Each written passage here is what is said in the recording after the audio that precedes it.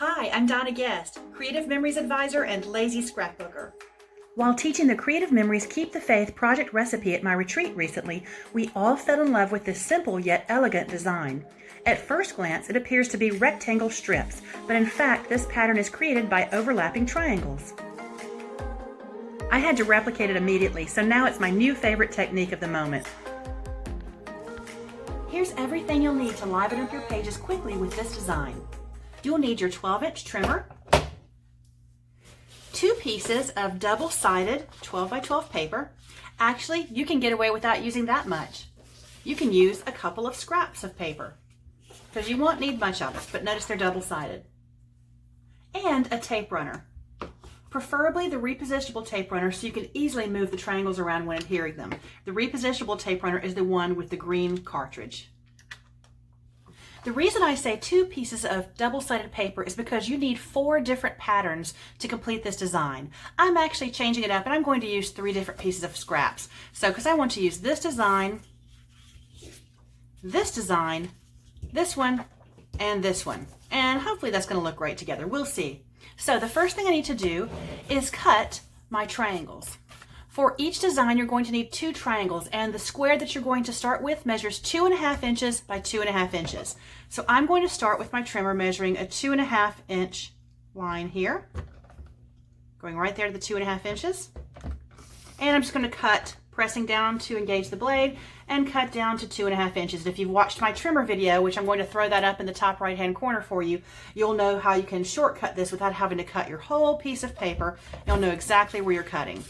So I'm just cutting to 2.5 inches here. Perfect. So I have a 2.5 by 2.5 inch square there. Okay, so now I'm going to repeat that for my other pieces of paper.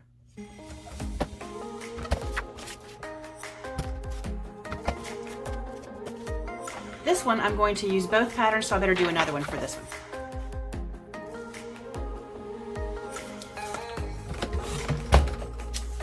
Did not think of that while I was cutting that one.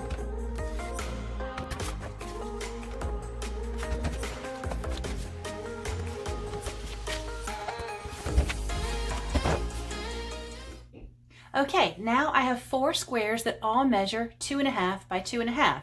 The next step, we're going to cut these in half diagonally to have 8 triangles. So to do that, I'll start with this one. Notice our cutting line goes from the number I'm working on up here all the way down. You can also check the cutting line. I'm going to line up each edge of the triangle on that cutting line. I can also double check it by using the sight line right here to make sure it lines up perfectly, and I know I'm going to be cutting right on that edge. Looks perfect. Again, that's something that you'll see in my trimmer video. Awesome. Now I have 2 very easy triangles. So I'm going to repeat for the other ones as well.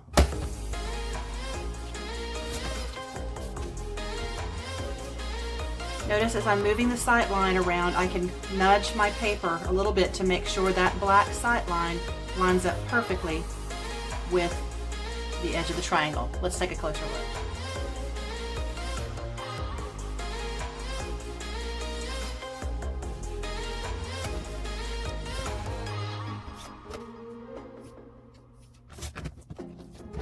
And perfect. Using the 12-inch trimmer with the wonderful sight line here and the little cutting guide right there, you can easily make 8 perfect triangles. These papers that I used are from an older paper pack called S'more Memories. And I've got some pictures I'm going to use with them, but I'm really not sure what side of my album they're going to go on, whether it's going to be a right-hand side, or if I flip it over here with the staples here, a left-hand side. So instead of attaching them directly to my page, which I could do, I'm going to use a piece of paper from that pack, which is why I added the 3rd piece of scrap paper, so I could use this cute page with the matchsticks on it, because it'll make a great background with these darker, more bolder pieces right here. So now it's time to attach.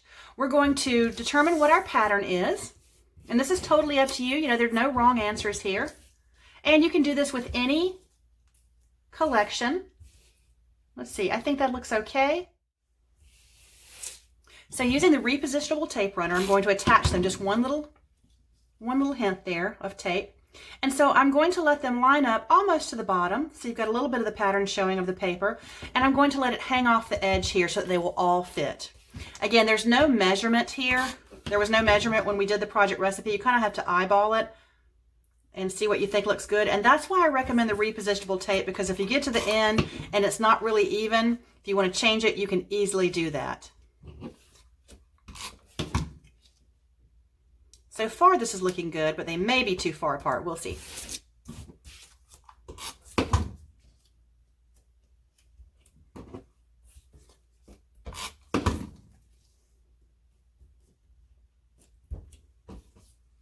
And so now you can see how it looks like they're just rectangular strips hanging down.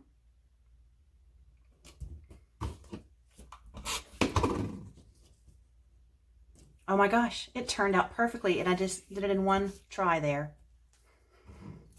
So if you want to know how far apart they are, I'm going to use my ruler here. They're about 1.25 inches, and I'm sure I did not get them even, but I think it looks like there's about 1.25 inches, maybe 1 inch and almost 1.5 inches between the little points there.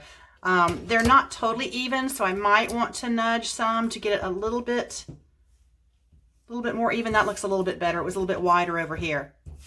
So there we go. Okay, we could use our trimmer for this, but I'm just going to use my Creative Memory scissors and just snip off this little edge that sticks out there without cutting my paper.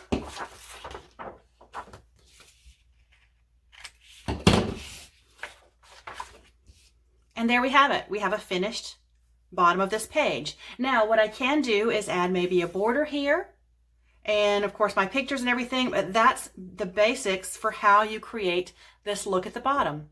And here's the finished page that you saw before. What I did to finish this one off was I attached about a 1-inch strip of paper there that was from the same collection, and I cut it using the decal blade right there of the trimmer to give it that jagged edge. And then I used the cable chain border maker cartridge with the border maker system, and I'm going to throw up my video in the top right corner for you right now to show you my border maker system video if you haven't seen that one. But I did the cable chain using a shimmery piece of paper on top, and then underneath I used a darker blue so that it kind of looks like a shadow.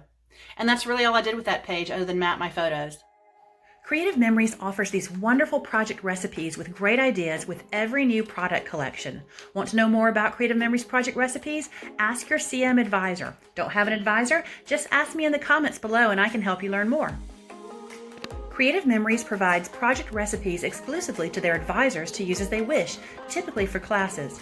See my upcoming project recipe classes on my Facebook page at the address on the screen. You can access them as a customer by attending a class or by joining my team as an advisor, and you'll have access to all the project recipes anytime. Check out my website on the screen and click join to learn more about the advisor opportunity, and don't hesitate to ask me any questions you may have.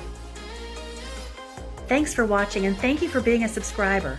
If you haven't yet subscribed, be sure to hit the subscribe button to make sure you have access to all future videos. Now, go have fun making your triangle patterns.